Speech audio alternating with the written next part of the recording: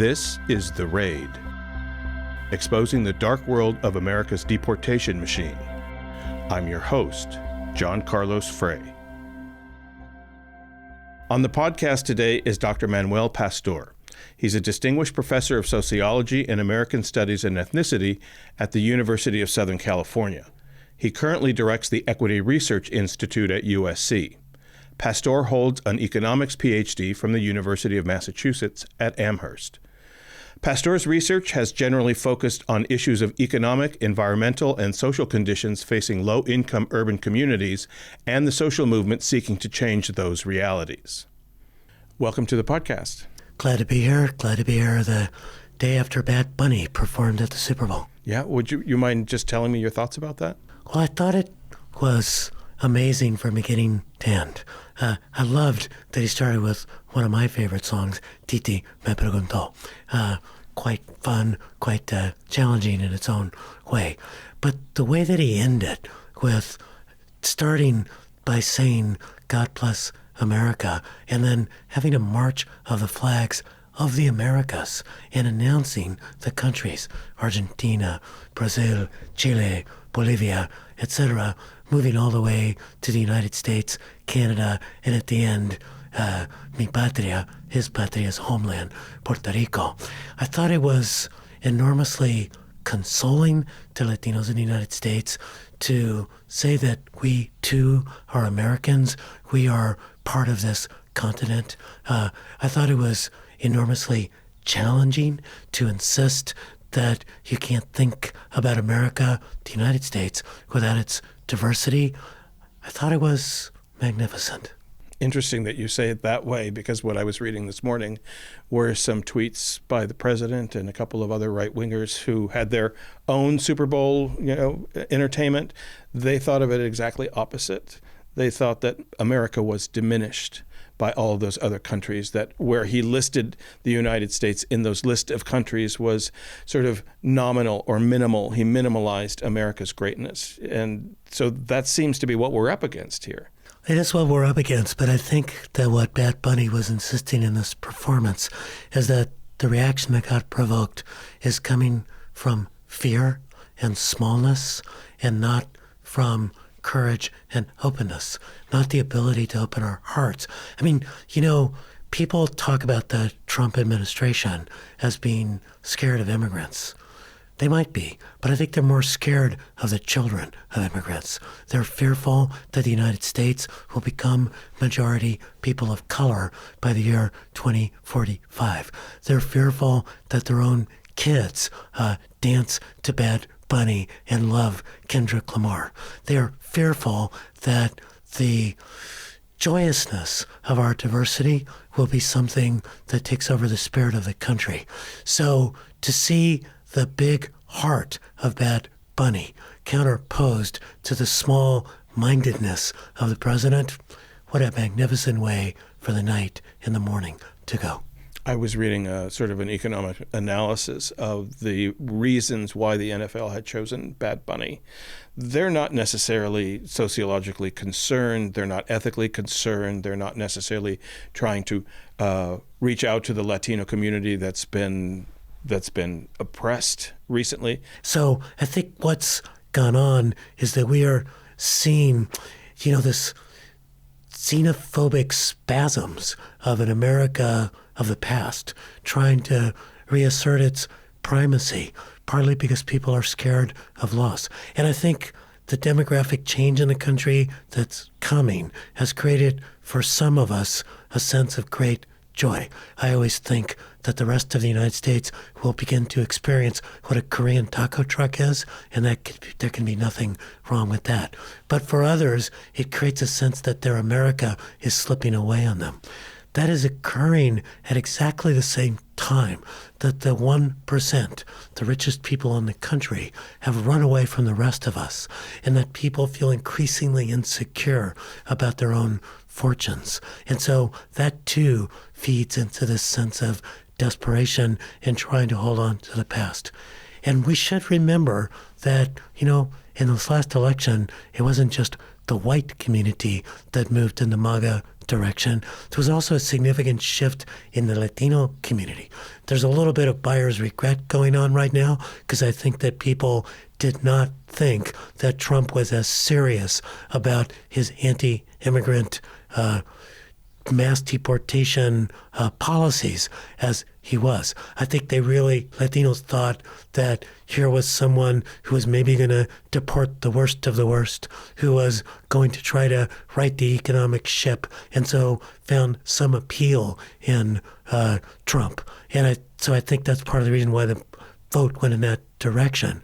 But it's important to realize that Trump has had appeal, not just to whites who feel like their country is slipping away, but to Latinos who've been economically insecure, who are worried about inflation, associated Biden with that, and associated Trump with a better economy.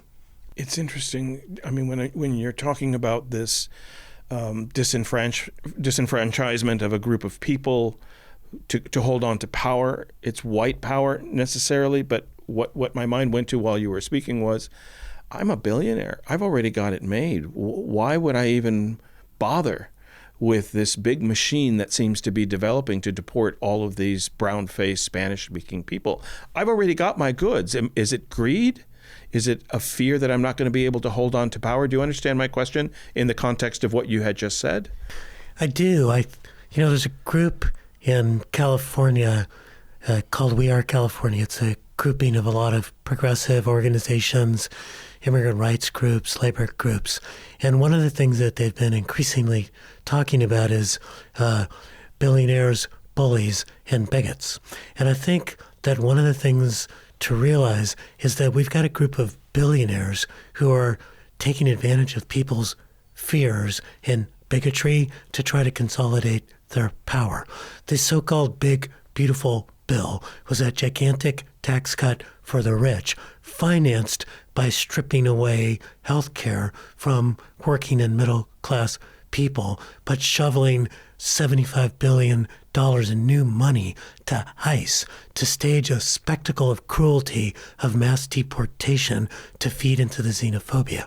So I think what you really need to understand is that it's a group of elites that are manipulating fears to be able to take advantage of power. And I think that helps kind of reconcile what you see as being, yes, Trump has more than enough money, although he seems to be trying to grab even more. Certainly, Elon Musk has more than enough money, but he seems to want to be on his way to being the world's first Jeff Bezos trillionaire. has enough, and here they are cutting corners and looking for more and cozying up, Mark Zuckerberg cozying up to the president for more. So I don't understand that part of it. It's greed. They don't see the cruelty part of it.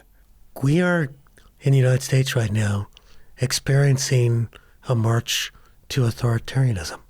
We are seeing an executive seizing more and more power. We are seeing really secret police on the streets in the form of ICE, which has at least the current excuse that what they're doing is going after immigrants and people who are undocumented. And in this march to authoritarianism and consolidation, some people can benefit. So these billionaires have cozied up to the president as he consolidates power, because the closer they are to power, the more they can secure the favors that they need. There's big tariffs on China, but Apple is still able to manufacture its iPhones there and bring them into the United States. It's more like this, and maybe it's a sociological question. I remember seeing a clip last week of Jeff Bezos when he acquired the Washington Post, when he bought the Washington Post, and he gave this most eloquent speech about the need for the fourth rail, journalism, to hold people in government accountable, to protect democracy, that we needed an informed public. It was just all of these beautiful terms about what the Washington Post meant to him as a kid, what it means to him now, why he wanted to buy it. He wanted to protect the institution and the importance to our democracy. A couple of years later, he's gutting it. And those sort of beliefs seem to have gone by the wayside. What happens in between what he used to think about it, whether it was true or not, I guess, and now? Is it just power corrupts? Is he being corrupted by this institution? Is he seeing that the only way out is to become a partner with Trump because Trump will come after him? I don't quite get the disconnect to who he used to be to who he is now. One thing that strikes me is that when Bezos bought the Post, its slogan changed to "Democracy dies in darkness."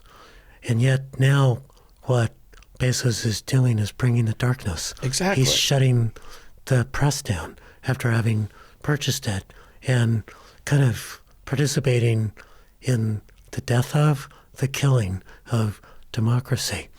And I think one of the things to really understand is this rise of techno-authoritarians, of people who are, we've associated the Silicon Valley with free thought and the free internet and free exchange and liberal thinking and openness, and yet it's increasingly becoming Palantir. It's increasingly becoming a way of kind of controlling people. It's increasingly dominated by folks like Elon Musk that don't seem to have a profound belief in democracy, that in fact jumped in with a symbolic and literal chainsaw to sort of rip away at the government and its effectiveness under his so-called DOGE, Department of Government Efficiency. So we are really in a dangerous moment. We can kind of think that we might be able to go back to the old way of some degree of liberal democracy, but the consolidation of power that is occurring in the executive under Trump, the consolidation of economic power that has been occurring for the last 40 years, with the share of national income rising that goes to the top 1%, rising from about 10% of national income in 1980 to being more than 25% of national income now. How do you make the connection to the deportations, the raids, the way that people are being treated, to becoming an authoritarian country? What's the connection there? Why deport millions of people? That's a very complex issue for the following reasons. The connection, I think, is easy to make in some ways. That is, there's this sense that, yes, you feel economically stranded. You feel like your healthcare is insecure. You feel like things are too expensive. You feel like your kids will never be able to buy a house. You feel like your wages are not going up. And the fault that the group that should be attributed to is not the billionaires that have stolen away every opportunity, that are not paying the taxes necessary to fund our health care, that are increasingly not paying to have the kind of education that can help our kids succeed, not the corporate profiteers who've been buying up single-family housing, turning it into rental housing, and denying home ownership opportunities to so many of your young. It's not their fault. It's the immigrants. So I think you can see the scapegoating as being something that's very clear. I think, on the other hand, in this current moment, that it's also important for people who've worked around immigration for a very long period of time to understand that the last couple of years under Biden really were a period of a big flow of undocumented immigrants into the country. I am an economist by training, a sociologist by predilection, and a complete data nerd by, I think it's a gift. The undocumented population prior to the last couple of years actually peaked in the United States in about 2007. It fell pretty dramatically between 2007 and 2009 because of the financial crisis and the disappearance of work in the United States. People increasingly went back to Mexico or Central America because there wasn't work in the United States. And as we moved out of that financial crisis, several countries in Latin America actually recovered a little bit more rapidly than the United States.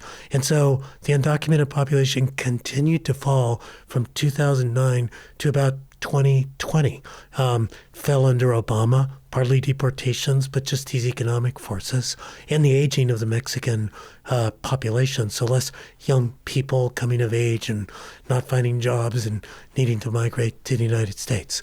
And what that meant was a couple different things. First, if you were undocumented in the United States, you were much more likely to have been here for a long time because there weren't as many new people coming in. And so, for example, in the place where you and I are today, LA County, currently somewhere between 72 and 75% of undocumented residents have lived in the United States for more than a decade, deeply embedded in our communities, in our businesses, in our faith institutions, etc. So that means a couple things. First, it means that when you start staging these mass deportations, you're much more likely to disrupt a family, upset a church, hurt a business, because you're not pulling somebody who just got here. So that's one part of the equation. The other part of the equation is that during the years, particularly 2022, 2023, there really was a big influx at the border. The undocumented population in the United States probably rose by somewhere between 20 and 25% between 2020 and 2024, when the Biden administration finally slowed things down with a bit more control at the border and with the use of the CBP One app that tried to regulate how people were coming in for asylum. So one of the things I think that we didn't pay attention to, those of us who support immigrants, was there really was a lot of disorder at the border. There really was a pretty big influx, and they were coming from countries like Venezuela that had not been sources of great migration into the United States in the past. And so by 2024, even undocumented immigrants who've been here for 20 years were going, who are these new people? And why are they getting support? And starting to tell their naturalized primos, their U.S. citizen relatives, like, hey, this is a lot of immigration, which I think gave people a pass to wind up voting for Trump. So I think, it's really important to root the fact that this is, on the one hand, an opportunistic use of deportation as distraction, and yet it's also responding to actual kind of big influx that occurred, to which there wasn't a very good answer on the part of the Biden administration. But the Biden administration had also implemented a few programs like temporary protected status for countries that were on fire, like Haiti and Venezuela that you mentioned. So we have done that in the past. We have brought people in a temporary way. It's certainly happening right now with the Somali community that came in under the same orders. So I'm not sure why we couldn't figure out a way to sort of maybe cool things off, let those people stay, let them build their lives. Why do we have to start ripping people out? You say it's a distraction. I want to ask you about this distraction. It almost seems counterintuitive. You're taking people, as you say, that are rooted in the country. You're ripping families apart. That means businesses apart. Are you going to start to hurt the economy here? I think that the numbers now are somewhere over 1 million with people that they've deported themselves. This is the administration, and people who have self-deported. So we're losing, I hate to identify them this way, we're losing a portion of our workforce. Well, you may hate to do that, but business and economists are paying attention to it. So, for example, here in LA County, somewhere between a third and 40% of our frontline construction workers, the people who actually show up on the job sites, are undocumented. We're not rebuilding from the fires in the face of this mass deportation. It's slowing down what we, as LA County, need to do. About a quarter of our hospitality industry, restaurants, some of the hotels, etc., are undocumented, those workers. We're not welcoming the World Cup or the Olympics if we're continually making that workforce fearful to come here. And so I do think that there's huge economic ripple effects. One thing that's been curious is how little business has stepped up to talk about its own interests here. And I think the lack of courage on the part of business is extraordinarily important. I want to go back to the thing that you said.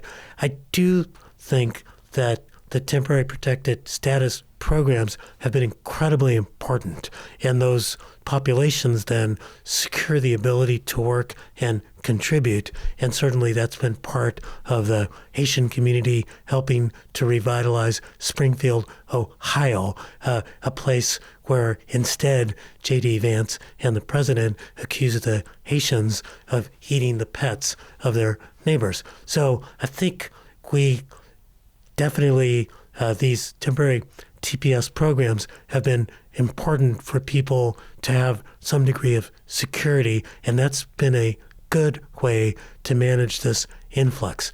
But this was a big influx in 2022 and 2023, and much of it was not managed well. This idea and this notion of a swelling of an undocumented immigrant population has been going on for decades, whether they are people that have stayed and have grown their families here with mixed status families. But we kind of built this mess. We haven't had comprehensive immigration reform in this country in decades. 40 years. So ever since Reagan, where there was a very large amnesty program that allowed people to normalize their status, we have brought these people in to do our work, but we don't want to give them any sort of a way or a path to legalization. Now, all of a sudden, let me just say, in addition to that, we've also fortified the border or militarized an entire police force and the way that they apprehend people. So now we're seeing it on our streets. They're going after the very same people that we've allowed to work here for decades with the kind of people that we have fortified in a militaristic sort of way. So I find it to be hyper hypocritical that we've looked the other way and allowed this thing. Biden, yes, of course, but Obama as well, and Clinton as well, and Republican presidents as well have not really addressed this issue. So all of a sudden, it's their fault. I don't know if you see it that way.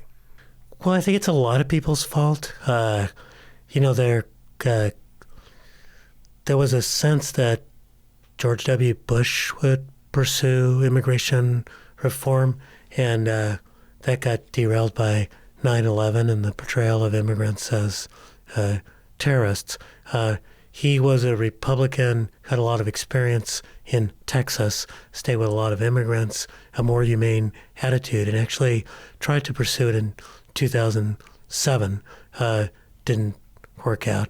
There was another aborted effort in 2013 after the Republicans, after Obama got reelected, and the Republicans did a post-mortem and sort of thought that they needed to have more appeal to the Latino or Hispanic vote.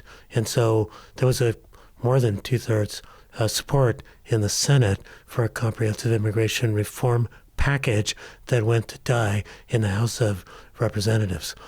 But there just isn't the courage to make the move to what is an obvious solution to this problem. Normalization for the people who are here, future labor and family flows, and some degree of enforcement of the regulations that we have. It just sounds like dysfunctional government to me, because the metaphor that I like to use for what I'm seeing is that we set the house on fire, and now we're asking the firefighters to put it out, and then we're going to set it on fire again. We're causing this problem and then trying to fix it with a militaristic approach. It's even worse, because we're probably asking the undocumented to be the firefighters. Well, that's it. That's the scapegoat. That's where all the fingers are pointed. And these are just people who don't have a place to stay in their home country and have been invited on some level to come and work in our fields and our construction sites. And as long as you keep your mouth shut, we'll get you a job. I mean, I used to see them for decades standing in Home Depot. I know who they were. I know they didn't have papers, and everybody looked the other way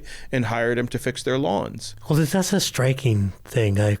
When I talk to people, I point out that if you have kids and you drop them off, if you have elders and you're looking for care, you are often having immigrants, including undocumented immigrants, take care of some of the most precious things in your life. Or if you have people who come to your house to clean, they probably know the alarm code to your house and no one else does, and they may not be here with proper papers. So what's striking to me in the United States is that we have these close, and you're right, you go to Home Depot and you just pick up a couple of people you don't know to come and work at your house. So you have these like incredibly intimate exchanges with people whose legality in the country you want to deny. It's a striking contradiction. It also appears to me like it's going to get worse, at least these deportations. The government has almost an endless supply of money that they are continuing to spend. They are purchasing large swaths of land and warehouses to put these people. Those populations are continuing to grow. The force itself of ICE and Border Patrol is going to grow exponentially with little training. Where do you see this in the next year going up to the election? If it's an authoritarian takeover, I see this as some kind of a mechanism to either thwart the elections, pollute the elections, change the outcome of the elections. It feels like a test market. You know, as my good friend and longtime community organizer who used to work with UFW often says, in the battle between Goliath and David, sometimes David wins. And I think that we are seeing the attempt of the federal government to assemble its Goliath, its ICE force, its unleashing of Border Patrol. But what I have seen at the same time is this awakening that I didn't fully expect to occur, both here in Los Angeles and increasingly around the country. Shortly after the raids began in June, I was in downtown LA at City Hall at a protest that turned pretty chaotic, pretty violent. I was there actually because there was supposed to be a prayer vigil at City Hall, and it got called off because it was clear that things were going to go awry. And so a colleague and I went down there to try to warn people who hadn't quite gotten the message that maybe that there wasn't going to be a prayer vigil that night. And what I saw was folks who were clearly ready to engage with the police. They, had to rip down benches and create a little barricade and threw water bottles at the police. And eventually the police, who were being quite antagonistic too, sent tear gas, and they were shooting those rubber projectiles, and they charged on horses, and my friend and I scattered with tear gas right behind us. But what I noticed that night was that while there were people there who knew a lot about ICE, who had a political attitude and were kind of ready to do battle, there were a lot of working class Latinos who were just upset about their neighbors being snatched, about their co-workers being stolen, about their communities being disrupted. And it struck me that these were people who were not political in any way. And then what I've seen kind of roll across the country and then achieve, in a way, full flowering in the streets of Minneapolis is a reaction that isn't as much political as it is civic, as it is protecting your neighbors, protecting the integrity of your community, protecting the integrity and solidity of your city. And the way that we build a mass movement is not by demanding that everybody have a correct political analysis, but that they have a sense of civic life and civic engagement and civic protection. And I think what we're beginning to see, particularly in Minneapolis, where it's rumored that 5 to 8% of neighborhoods are on these signal chats protecting themselves, that is a critical mass that might be able to challenge this assembling of arms on the other side. I see that as well, and having covered the Border Patrol and their tactics for a couple of decades. I also see what they're planning. And I wonder, as we get closer to the election, that the people in power now also see their futures. If they're to lose this election, if Trump is to lose the House and the Senate, let's say, there's going to be an impeachment. He's going to get kicked out of office and he's going to jail. I just see that down the road. So these people are not going to give up without a fight.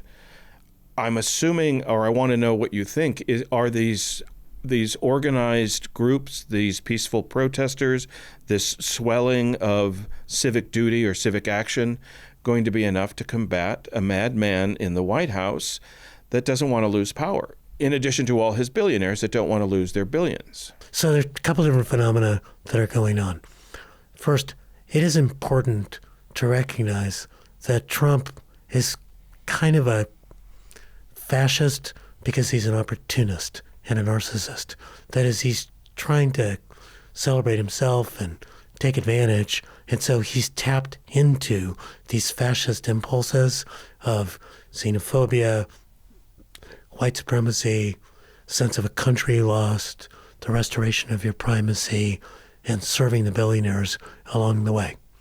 What's scarier to me is someone like J.D. Vance, who's kind of actually just believes that stuff.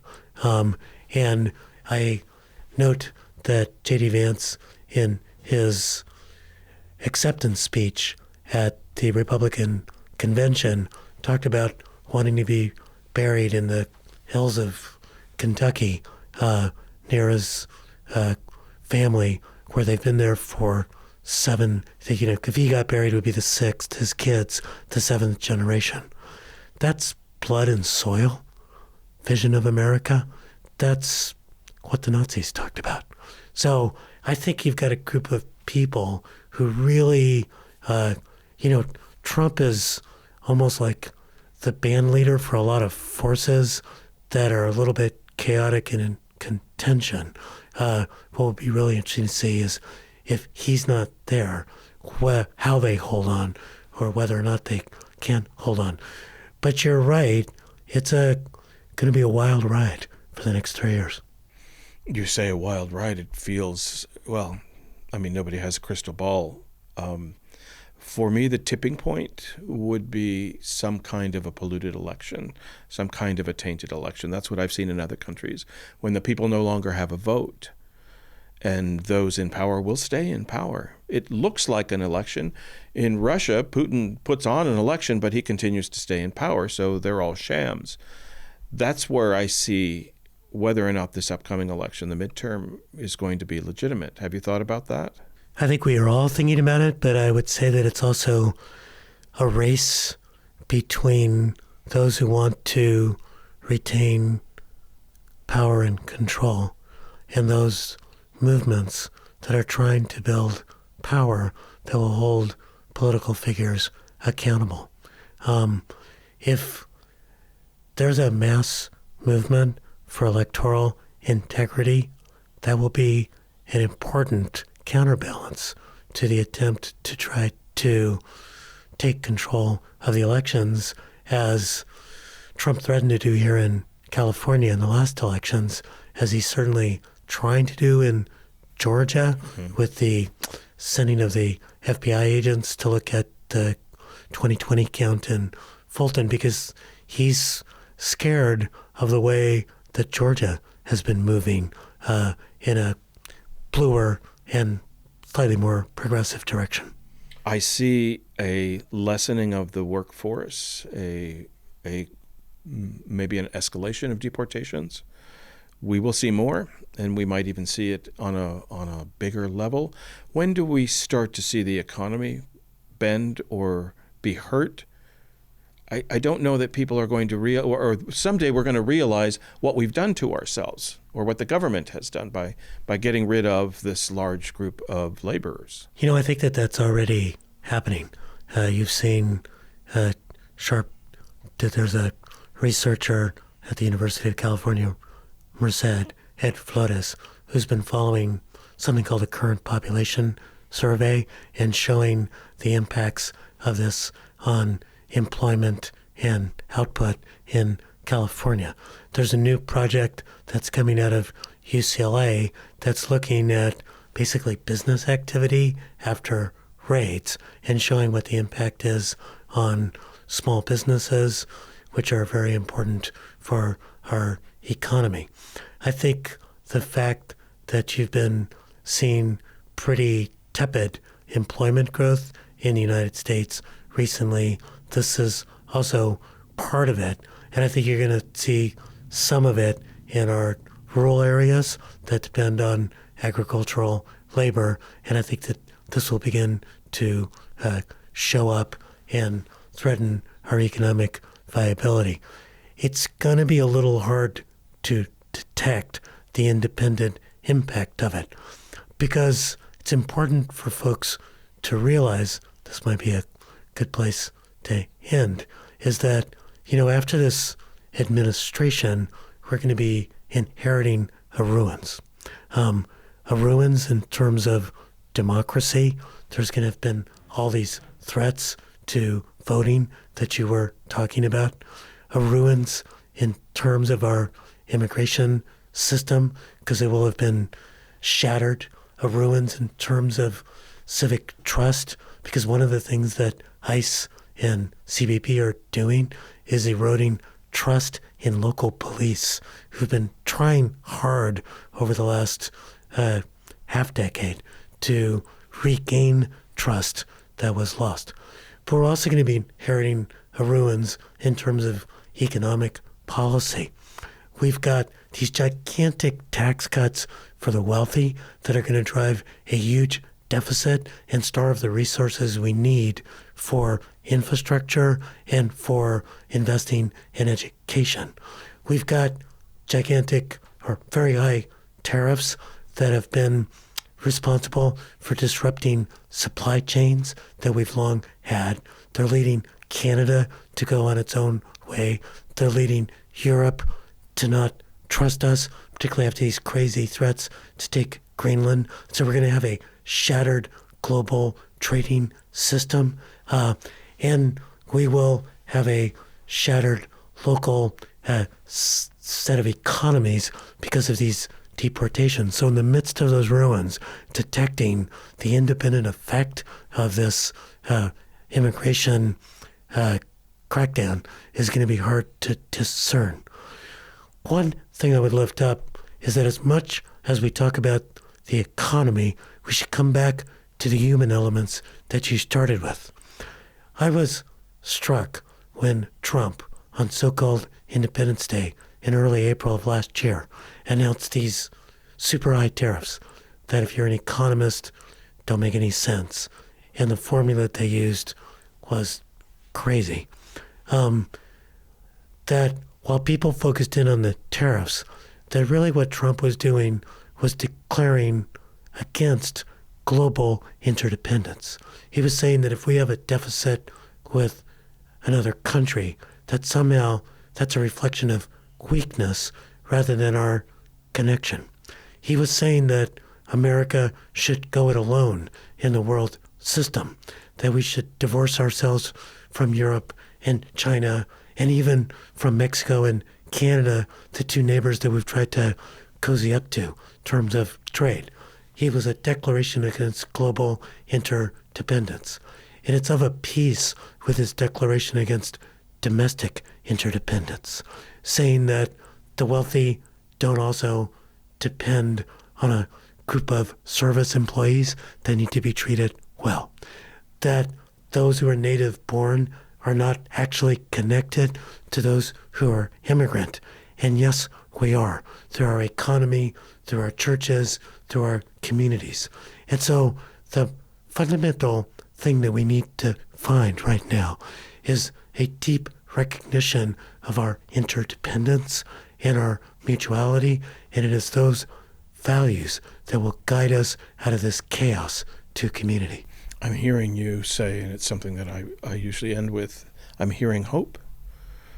Is that what I'm hearing? The only reason I'm smiling, yes, which for those listening to audio they won't see, but those watching will, is that I've been talking a lot recently. I mean, I am hopeful. I think that this language around interdependence, mutuality can work. I believe that that's what I've seen on the streets of Los Angeles and Paramount and, Huntington Park, et cetera, and what we've seen in Minneapolis. I think that I can see how we can build a mass movement. But I've also recently been saying that hope might be overrated, because if you're saying that the reason you're going to do something is because you're hopeful, I am going to continue to fight for justice. I'm going to continue to combat xenophobia. I'm going to continue to resist this overreach, even if I don't think we're going to win, because it is a moral thing to do. It is, when I go to my maker, what I want to say I was doing in this period of time is that I was standing up for others. I was standing up for justice.